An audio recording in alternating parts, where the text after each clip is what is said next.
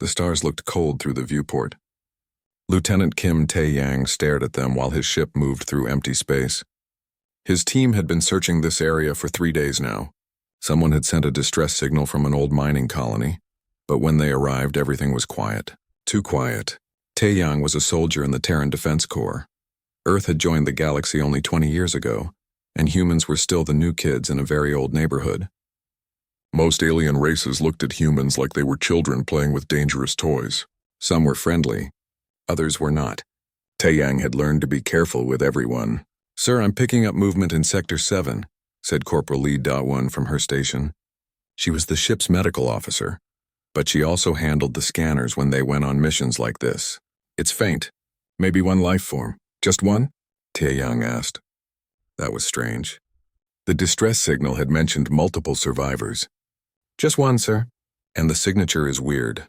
Not human, definitely, but not matching any of the common species either. Tae-yang made his decision quickly. "Choi Park, you're with me. Daeun, stay with the ship and keep scanning. If anything goes wrong, you leave without us. Understood?" Daeun nodded, though she didn't like the order. Nobody got left behind in Tae-yang's unit if he could help it, but orders were orders. The mining colony was a mess. Walls were burned and broken. Equipment lay scattered everywhere like a giant had thrown a tantrum. Tae-yang led his team through the wreckage carefully. His rifle was ready, but he hoped he wouldn't need it. They found her in what used to be a storage room. She was huddled in the corner behind some broken crates. Her skin was pale blue and seemed to shimmer slightly in the dim light. She looked young, maybe a teenager by human standards, though Tae-yang knew that meant nothing with aliens. Her clothes were torn and dirty, but he could see patterns on them that looked expensive, royal even. When she saw them, she tried to push herself further into the corner. Her eyes were wide with fear. "Please," she said in broken Galactic Common. "Please don't, not again, please." Tae-yang lowered his rifle immediately and held up his hands. Hey, we're not going to hurt you. We got your distress signal. We're here to help." She stared at him with those wide eyes. Tears ran down her face, leaving glowing trails on her blue skin. "Use help? Not them?" "Not them," Tae-yang confirmed. He had no idea who them was, but clearly, they had done something terrible to this girl. "My name is Tae-yang. What's yours?" She hesitated for a long moment. Then so quietly he almost didn't hear it, she whispered, "Nuri." The name hit Tae-yang like a punch to the gut. He knew that name. Everyone in the galaxy knew that name. 3 years ago, Princess Nuri of the Thessian Empire had vanished without a trace. The Thessians had accused everyone from pirates to rival empires. They had almost started 5 different wars trying to find her, and here she was, hiding in a ruined mining colony in the middle of nowhere. "Nuri," Tae-yang said slowly. "Princess Nuri?" She flinched at the title. No princess now. Just Nuri, just nobody. Tae-yang's training told him to contact command immediately. This was bigger than a rescue mission. This was galactic politics. This could change everything. But his instincts, the ones that made him a good soldier, told him something else. This girl was terrified. She had said not again when she saw them. Someone had hurt her. Someone she was still afraid of. "Okay, just Nuri," he said gently. "Can you walk? We have a ship. We have food, medicine, a warm bed. You'll be safe there." "Safe?" She said the word like it was in a foreign language, like she had forgotten what it meant. "Safe," Tae-yang promised. "I give you my word." Getting Nuri to the ship took time. She was weak from hunger and dehydration. Daeun met them at the airlock with a medical kit and a shocked expression when she saw who they were carrying. But to her credit, she didn't ask questions.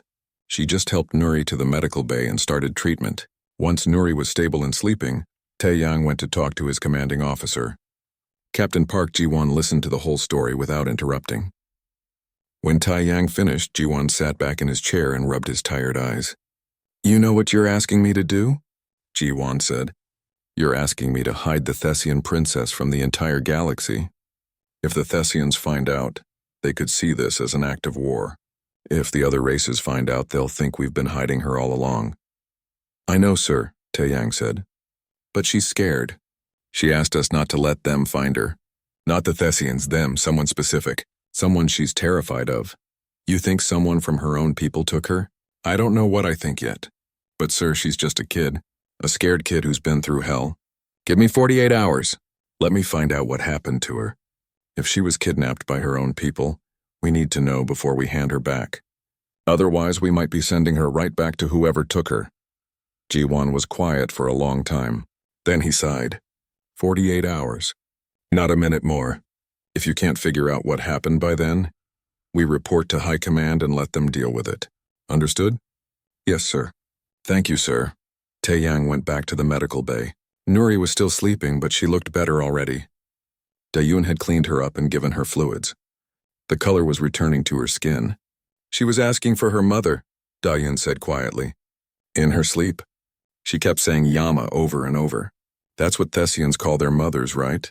Yeah, Tae-yang said. He thought about his own daughter back on Earth. She was about Nuri's age. If something like this happened to her, if she was taken and held for 3 years, he couldn't even finish the thought. We're going to figure this out, he told Da-un. We're going to find out what happened to her, and then we're going to make it right. Dayan nodded. I believe you. Tae-yang watched Nuri sleep for a while longer. 3 years. She had been missing for 3 years. Where had she been? Who had taken her? And most importantly, why was she more afraid of going home than she was of staying lost? He had 48 hours to find answers. The clock was already ticking. Nuri woke up screaming. Dayun was there in seconds, holding her hands and speaking softly until the girl realized where she was. It took several minutes before Nuri stopped shaking. This happened 3 times during the first night. Tae-yang watched from the doorway during the 3rd episode. When Nuri finally fell back asleep, he motioned for Da-un to step outside. Nightmares, he asked. Bad ones, Da-un confirmed. She's been through something terrible. Her body shows signs of long-term malnutrition. There are old scars on her wrists and ankles. Restraints, I think. And she flinches whenever anyone moves too quickly near her.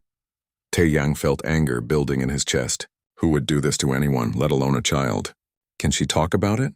Maybe, give her time. She needs to feel safe first. By the 2nd day, Nuri was strong enough to eat solid food. Dayun made her some rice porridge, something gentle on her stomach. Nuri ate slowly like she was afraid the food would disappear. Thank you, she said quietly. Her galactic common was getting better. You are kind. Different from them. Tae-yang saw his opening. Nuri, who are they? Who took you? She looked down at her bowl. For a long moment he thought she wouldn't answer. Then she spoke so quietly he had to lean in to hear. Lord Velthar. My mother's military advisor. He came to my room 3 years ago with soldiers.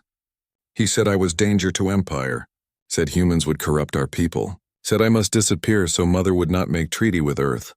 The words fell like stones into water. Tae-yang felt the ripples of their meaning spread out. Your mother was going to make a treaty with Earth? A peace treaty? Nuri nodded. She said humans were new but had good hearts. She wanted friendship. Velthar said no. Said humans were dangerous, weak but tricky. He said I would understand someday. That this was for good of Empire. Where did he take you? Prison facility. Secret one. Far from homeworld. No windows. Just walls and guards and silence. For 3 years. Her voice broke. I called for Mother every day. She never came.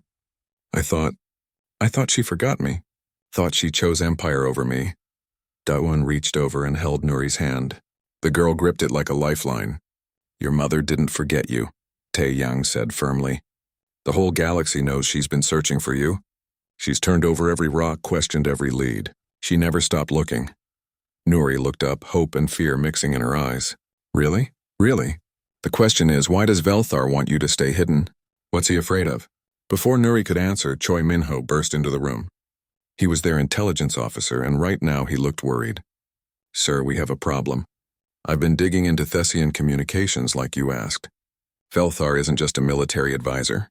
He's connected to at least 7 major noble houses. All of them profit from weapons manufacturing. All of them oppose the peace treaty with Earth. Tae-yang understood immediately. They wanted the wars to continue. More conflict means more weapons sales. Exactly. And there's more. I found encrypted messages between Velthar and several pirate groups.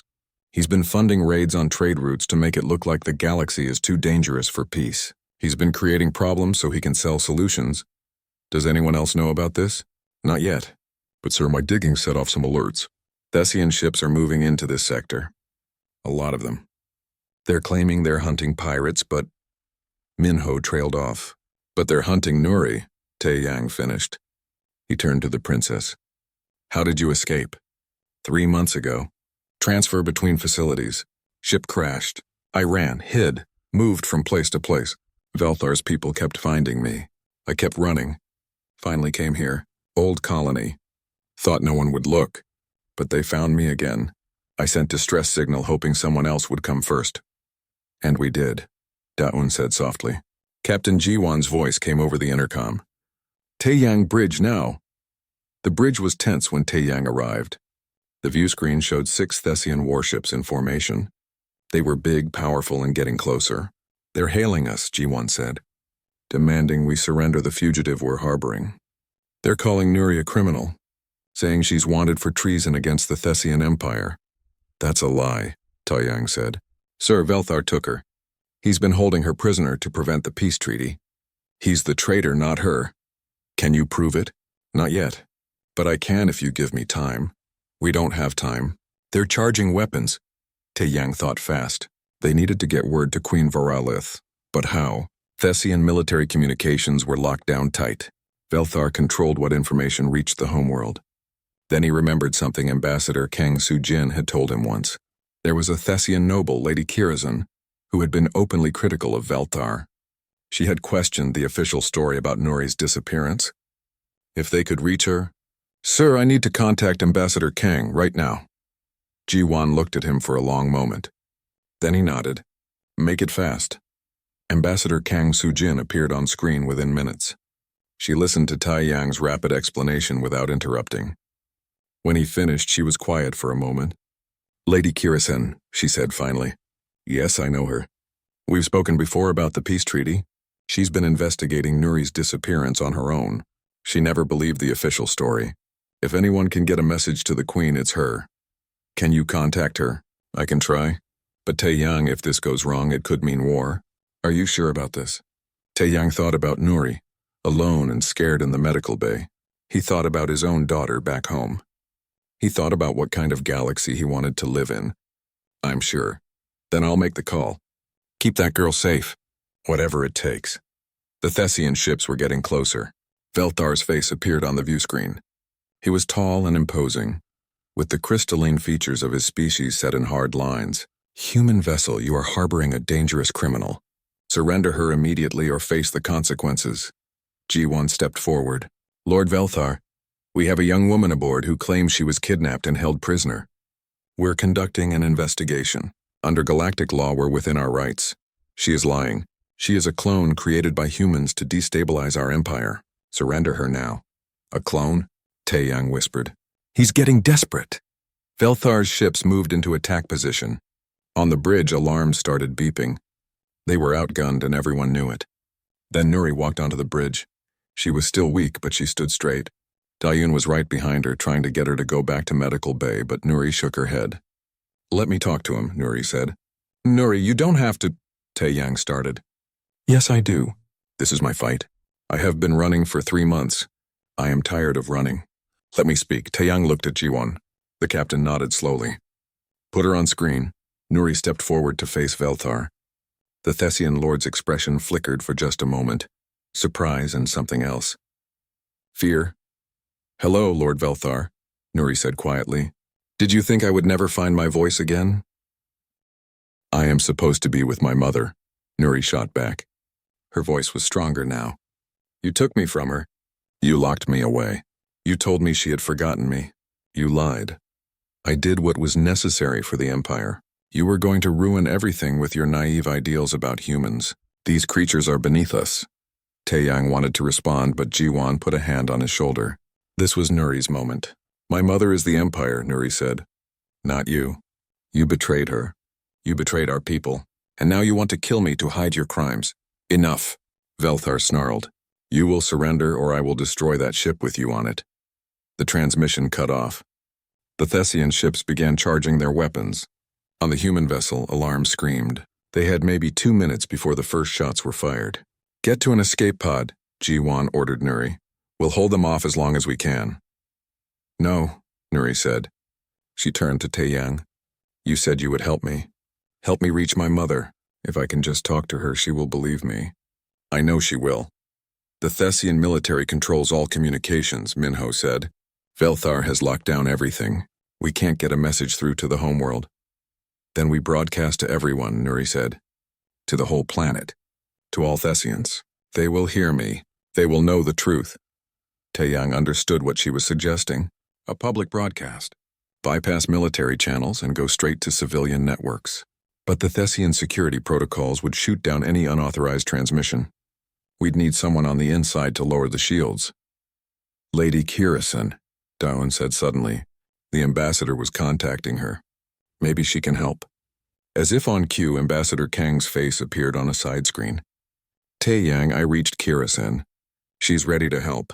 She can create a window in the security protocols, but only for about 30 seconds. You'll have one chance to get your message through. 30 seconds, Taeyang said. Nuri, can you tell your story in 30 seconds? Nuri nodded.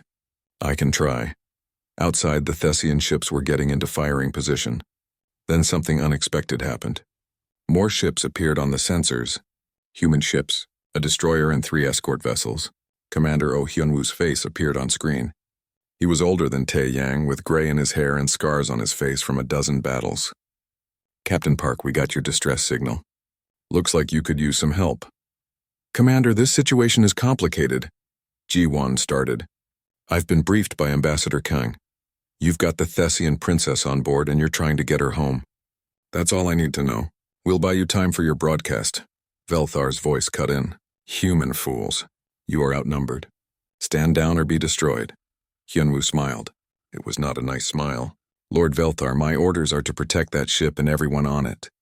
Including Princess Nuri, you want them? You'll have to go through us first. The human destroyer moved between the Thessian warships and Ji-won's vessel. It was smaller than the Thessian ships, but it was fast and well-armed. The escort vessel spread out in a defensive formation. You cannot win this fight, Velthar said. Maybe not, Hyunwoo agreed. But we can make it expensive. And while we're fighting, the whole galaxy will be watching. Is that really what you want? The Thessian military attacking human ships that are protecting your princess? Velthar's expression showed he understood the trap. If he attacked now, he would look like the villain to the entire galaxy. But if he waited, Nuri might get her message out. He chose attack. The first shots lit up space like lightning. Hyunwoo's destroyer dodged and returned fire. The escort vessels moved in patterns that seemed chaotic, but were actually carefully coordinated. They were buying time just like Hyunwoo had promised. On Ji-won's ship, Minho was working frantically at his station. I've got the civilian broadcast network isolated. As soon as Lady Kira-sen drops the security shields, we'll have our 30-second window. Taeyang helped Nuri prepare. They set up a camera in the conference room. Dayun made sure Nuri looked presentable, fixing her hair and cleaning her face. I am scared, Nuri admitted. That's okay, Taeyang said. Being brave doesn't mean not being scared. It means doing what's right even when you are scared. What if my mother does not believe me? She will. A mother knows her daughter. Trust that? Nuri nodded. She closed her eyes and took deep breaths, centering herself the way Taeyang had taught her. Outside, the battle was getting fierce. Hyunwoo's destroyer took a hit to its port side. One of the escort vessels lost shields, but they were holding the line. Incoming transmission from Lady Kirison, Minho announced. She's ready. Security window opens in 10 seconds. Everyone on the bridge held their breath. The ship shook from weapons fire. Alarms continued to scream, but all eyes were on Nuri. 5 seconds, Minho counted. 4, 3, 2, 1, window open. You're live, princess. Nuri looked directly into the camera. She spoke in Thessian, her native language flowing like music. Taeyang couldn't understand the words, but he could hear the emotion in them. Pain, hope, love, longing. She named Velthar. She named the nobles who conspired with him. She described her captivity in detail that made Da-un weep. She talked about the 3 years stolen from her life. And then, at the very end, she looked directly into the camera with tears flowing down her face. Mother, she said in Thessian, if you can hear me, if you are watching, I want to come home. I want to see you again. Please, please hear me. I am alive. I am here. And I want to come home. Transmission complete, Minho said. The message got through. It's broadcasting on every civilian channel on the Thessian homeworld. Millions of people are seeing it right now. For a moment, everything stopped. The Thessian ship ceased firing. Belthar's face appeared on screen again, and now he looked different, desperate, cornered. "Destroy that ship," he ordered his captains. "Destroy it now." But his captains didn't respond. On the Thessian vessels, something was happening. Crew members were watching the same broadcast their people at home were seeing. They were hearing their princess, who they thought was dead, begging to come home. One by one, the Thessian ships powered down their weapons. Lord Velthar, one of the captains, said, "We cannot fire on the princess." "We will not. You will follow orders." Velthar screamed. "No," the captain said simply. "Not these orders. Not anymore." On the Thessian homeworld in the royal palace, Queen Viralith had been in a meeting with foreign ambassadors when the broadcast interrupted everything. She had frozen when her daughter's face appeared on the screen. The queen's crystal skin, normally a vibrant blue, went pale as ice. Her hands gripped the armrests of her throne so hard they cracked.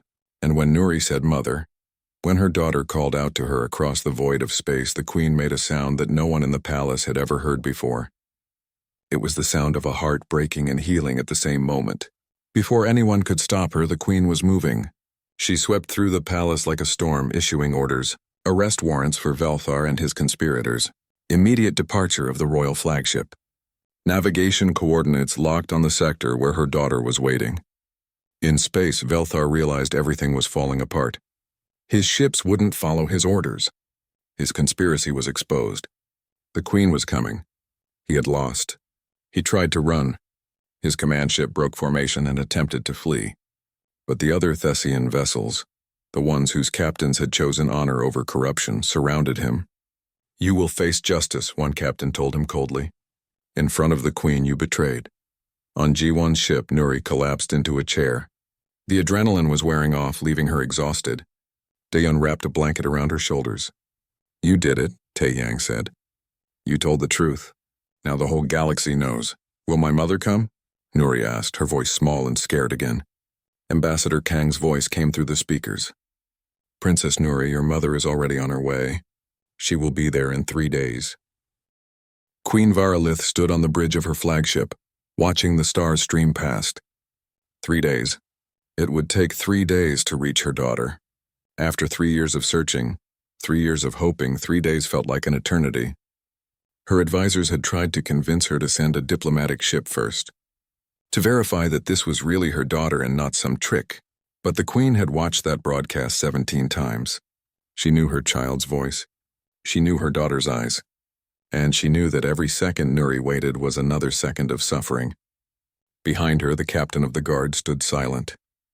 His name was Commander Teho, and he had served the queen for 20 years. He had also been one of the people who had searched hardest for Nuri. "My queen," he said quietly. "Velthar's interrogation has begun. He is claiming he acted in the Empire's best interests." "He acted in his own interests," the queen said coldly. "He stole my daughter. He kept her locked away for 3 years. And he would have killed her to hide his crimes. There is no justification for that. What shall we do with him?" The queen turned to face Teho. Her crystal skin was glowing with barely contained rage. In Thessian culture, a glowing queen meant danger. It meant someone had pushed too far. "He will face trial. Every conspirator will face trial. Every noble, every guard, every person who knew what he did and said nothing. They will all answer for their crimes." "But Velthar," she paused. "Velthar will face me personally." On the human ship, 3 days passed slowly. Nuri was healing, both physically and emotionally.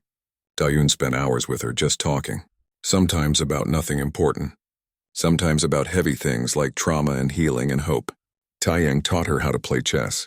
She was terrible at it, but she laughed when she lost, and that was worth more than any victory. Commander Hyunwoo's ship stayed nearby, keeping watch. The Galactic Council had sent observers to document everything. What had started as a simple rescue mission had become the biggest diplomatic event in decades. Ambassador Kang visited via video call. She looked tired but happy. The whole galaxy is talking about this, about how humanity protected a princess from another empire, about how we chose to do the right thing even when it was dangerous. There are already proposals for peace treaties, trade agreements, cultural exchanges. "That's good," Tae-Yang said. "It's more than good. It's transformative. You've changed how the galaxy sees us. We're not the primitive newcomers anymore. We're the ones who kept a child safe. But Tae Yang wasn't thinking about galactic politics. He was thinking about Nuri, who was in the next room trying to decide what to wear when she met her mother. She had changed her outfit 5 times already. What if she's angry with me? Nuri asked Dawn for the 100th time. What if she thinks I should have escaped sooner? Or fought harder? Nuri, Dawn said gently.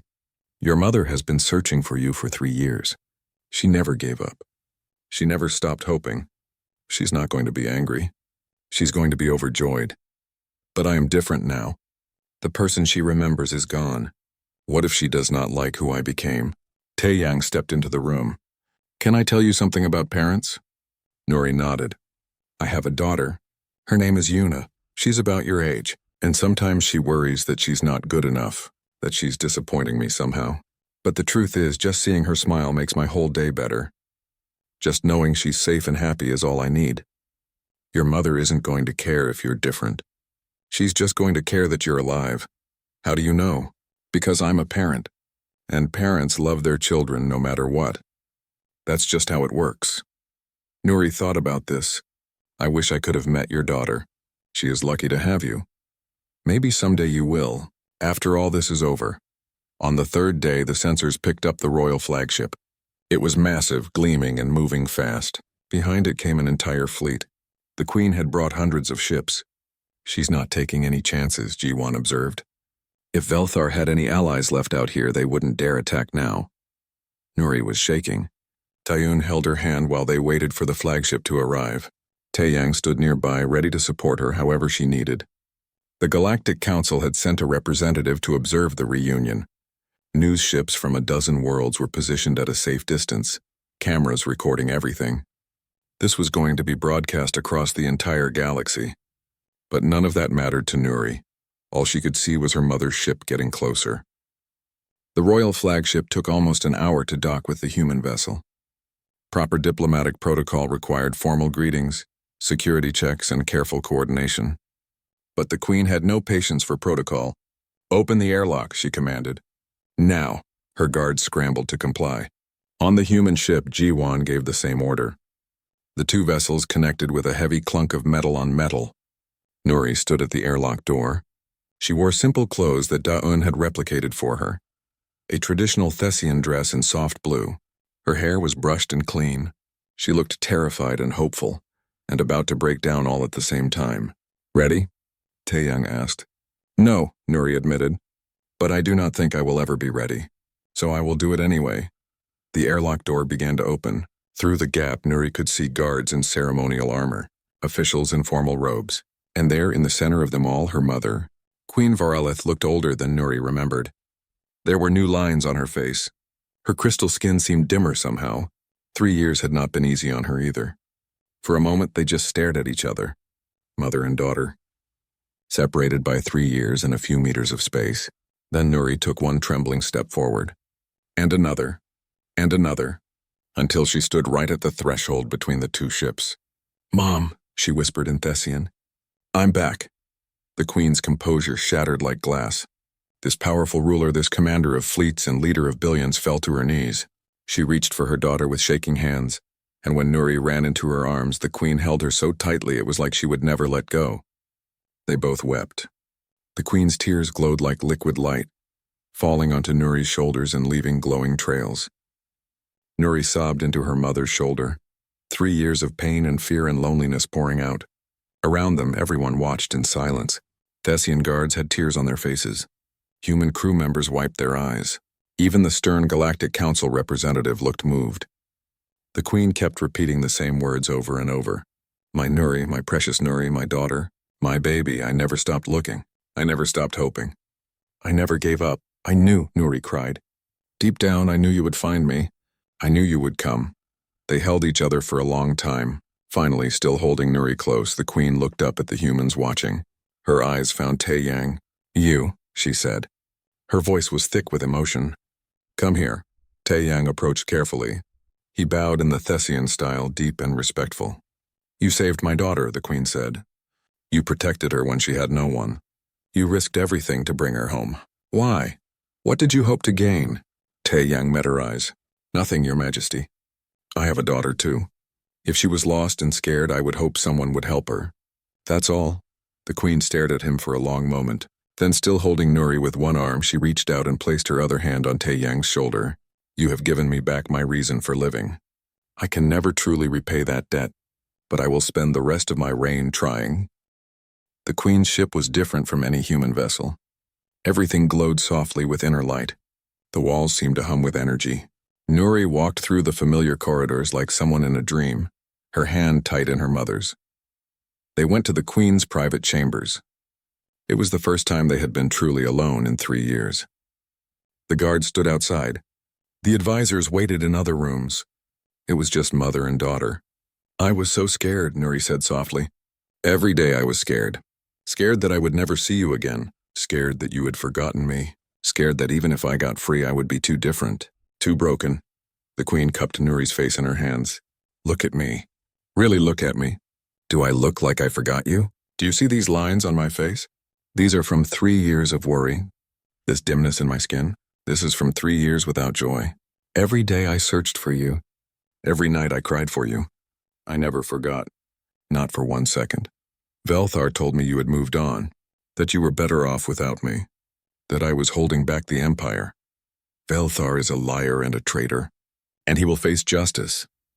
The queen's voice went cold for a moment. Then she softened again, looking at Nuri. But that can wait. Right now I just want to look at you, to know that you are real, that you are here. They talked for hours. Nuri told her mother everything.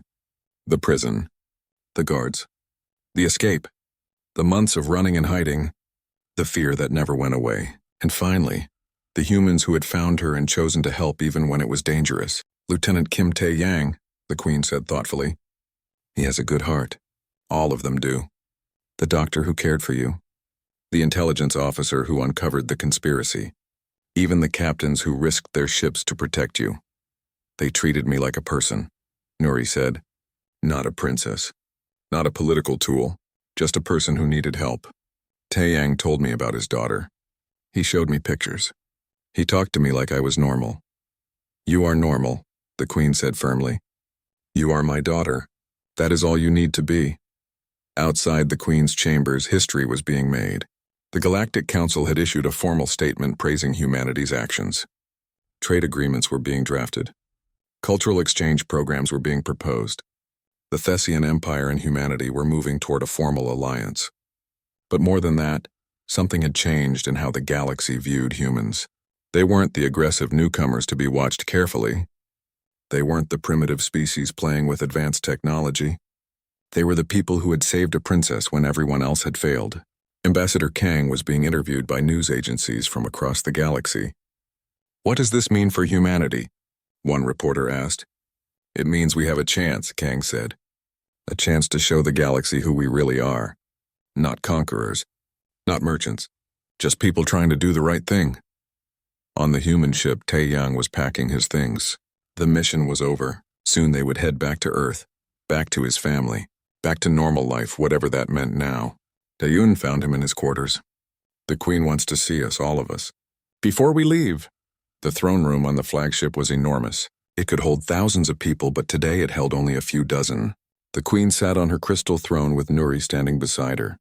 Around them stood the highest nobles of the Thessian Empire and representatives from the Galactic Council. Taeyang, Daeun, Minho, Captain Jiwon, and Commander Hyunwoo entered together. They bowed in the Thessian style. The queen stood. When a Thessian queen stands, everyone pays attention. Lieutenant Kim Tae-yang, Medical Officer Lee Daeun, Intelligence Officer Choi Minho, Captain Park Ji-won, Commander Oh Hyunwoo, stepped forward. They did as commanded. The queen descended from her throne and approached them. She carried something in her hands, 5 crystal medallions that glowed with inner light. By the power of the Thessian Empire and in witness of the Galactic Council, I name you all as heroes of the realm. These medallions mark you as honored forever in our records. Any Thessian world will welcome you. Any Thessian ship will aid you. You're friends of the Empire now and always. She placed a medallion around each of their necks. When she reached Taeyang, she paused. But this is not enough. You gave me back my daughter, my life, my hope. What can I give you in return? Taeyang thought carefully. Your Majesty, I don't need rewards. But if you truly want to give me something, then give me your friendship. Give humanity a chance to prove we can be good neighbors, good allies. That's all I ask," the Queen smiled. It was the first real smile anyone had seen on her face in 3 years. "You already have it. Humanity and the Thessian Empire will stand together. I swear this on my daughter's life." The formal ceremony ended, but the Queen asked Taiyang to stay behind. Nuri was with her, smiling shyly. "Will you visit us?"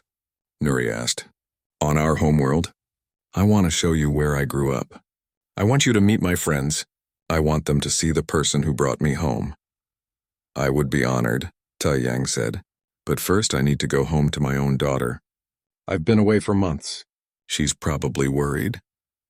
"Then bring her with you," the Queen said. "Bring your whole family. Let our daughters be friends. Let them grow up in a galaxy where our people stand together." It was a beautiful idea. Taiyang could imagine it. Yuna and Nuri talking and laughing. Human and Thessian children playing together. A future built on friendship instead of fear. "I will," he promised. Weeks later, Velthar stood in chains before the Queen. The trial had been public and thorough. Every crime was documented. Every conspirator was named. The evidence was overwhelming. "You took my daughter," the Queen said coldly. "You stole 3 years of her life. 3 years of my life. You betrayed everything we stand for. My advisors say I should execute you, that you deserve death for your crimes." Velthar said nothing. There was nothing to say. He had gambled everything on his conspiracy and lost. "But my daughter came back to me," the Queen continued. "And she taught me something during her captivity. She learned that showing mercy is harder than showing cruelty, that choosing hope is harder than choosing hate. So I will show mercy, not because you deserve it, but because I choose to be better than you." She sentenced him and his conspirators to exile. They would spend the rest of their lives rebuilding worlds damaged by the wars they had encouraged. It was hard labor, but it was life. It was a chance to make amends. Some called it too soft. Others called it wise. The Queen didn't care what they called it. She had her daughter back. Everything else was secondary. Back on Earth, Taiyang walked into his house for the first time in months. Yuna ran to him, throwing her arms around him. "Dad, you're home." "I'm home," he agreed, holding her tight. "And I have so many stories to tell you." He told her about space battles and alien conspiracies, about a scared princess hiding in ruins, about medical officers with kind hearts and commanders with steady hands, and about a queen who loved her daughter so much she would move fleets to find her. "Did the princess find her mom?" Yuna asked. "She did, and it was beautiful. I'm glad. Everyone should have their mom." Taeyang hugged his daughter close. Yes, they should. Months passed. The alliance between humanity and the Thessian Empire grew stronger. Trade routes opened. Cultural exchanges began. Human children learned Thessian songs. Thessian children learned human games. And one day a message arrived at Taeyang's home. It was from Nuri. She was doing well, healing, growing stronger. She had started school again, made new friends. But she never forgot the humans who had saved her. "Thank you," the message said. "Thank you for seeing me when I was invisible. Thank you for helping me when I was helpless. Thank you for bringing me home to my mother. I will never forget you.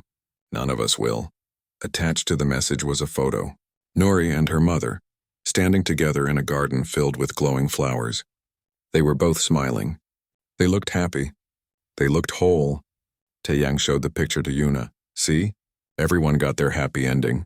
Because you helped them. Because we chose to help," Taeyang corrected. "That's what people do. They help each other. No matter where they come from or what they look like. That's what makes us human." In the Thessian palace, Nuri looked at the same photo on her datapad. She thought about the scared girl who had hidden in those ruins. About the 3 years lost. About the pain and fear. But mostly she thought about coming home. About her mother's arms. About those words that changed everything. "Mom, I'm back." And her mother's response, fierce and loving and unbreakable. "And I'm never letting you go again." The galaxy was vast. Millions of worlds. Billions of people. Countless stories. But sometimes the most important stories were the simple ones. Stories about lost children finding their way home. About parents who never gave up hope. About strangers who became heroes by choosing kindness. The galaxy had learned something important. Humanity's greatest strength wasn't their weapons or their technology. or their tactical brilliance. It was their capacity for compassion, their willingness to help someone in need, even when it was dangerous, even when it would have been easier to look away. That was the legacy Lieutenant Kim Tae-yang and his crew left behind. Not conquest, not dominance, just simple human kindness. And it changed everything.